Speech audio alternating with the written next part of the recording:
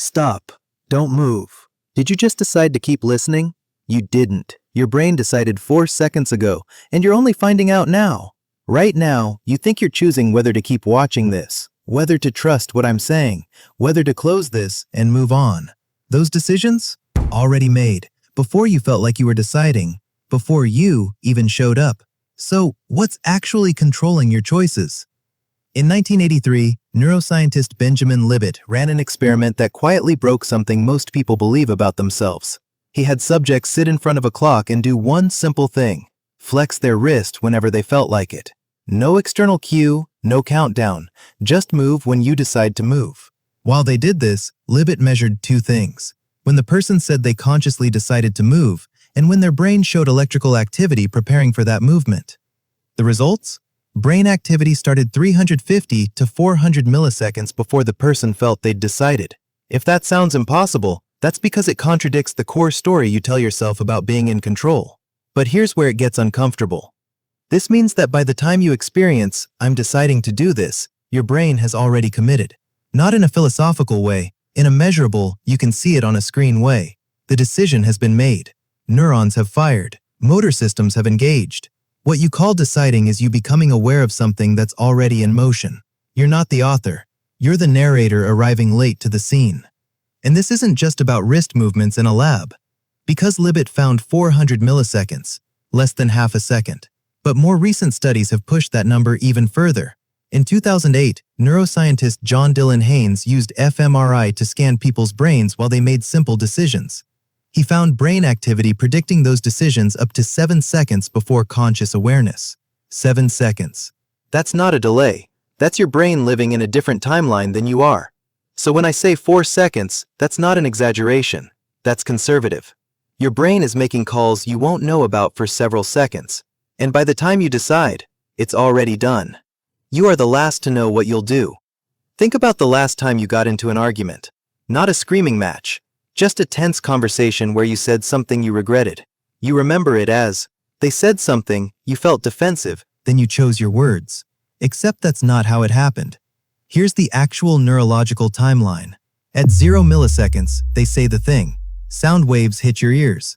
At 50 milliseconds, your amygdala lights up. It's scanning for threat, social threat, status threat, identity threat. Before your conscious mind has processed what was said, your amygdala has already decided. Threat detected. At 150 milliseconds, your body starts responding. Heart rate increases. Muscles tense. Stress hormones flood your system. You don't feel this yet. You're still processing their words consciously. At 300 milliseconds, your motor cortex is preparing a response. Not a thoughtful one, a reactive one. The neural equivalent of defend yourself. At 400 milliseconds, you become aware that you feel defensive. You experience the emotion. You think you're deciding how to respond. But your brain already chose. The words are already forming. The tone is already set. At 500 milliseconds, you speak. And it feels like you decided what to say. But the decision was made 200 milliseconds before you felt like you were deciding. What you experience as the moment you chose your response. That's your conscious mind catching up to a process that started half a second earlier.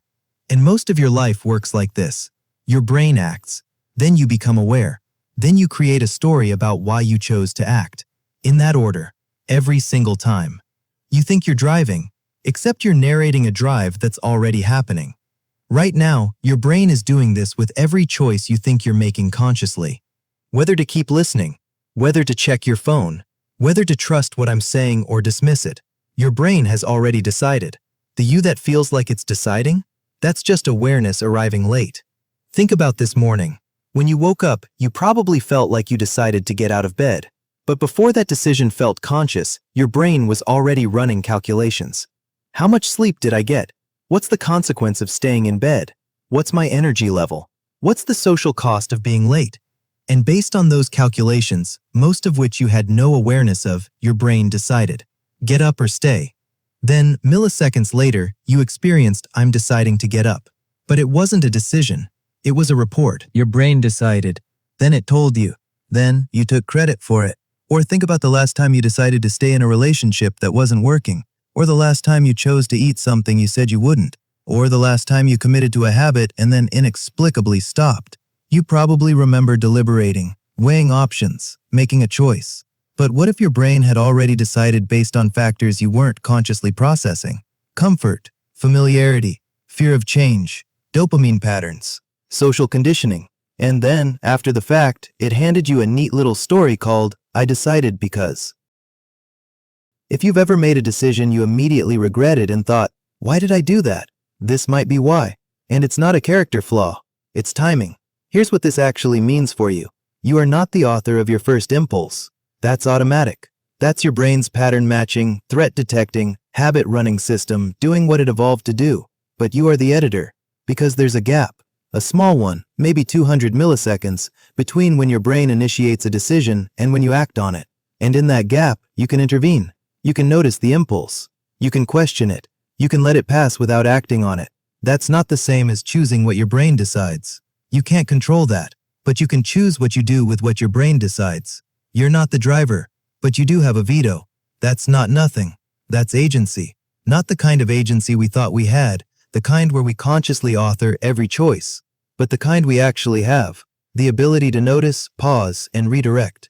Your brain will keep deciding before you're aware. That's not going to change. But now you know it's happening. And knowing changes everything. Which, honestly, explains a lot about why you've done things you swore you'd never do.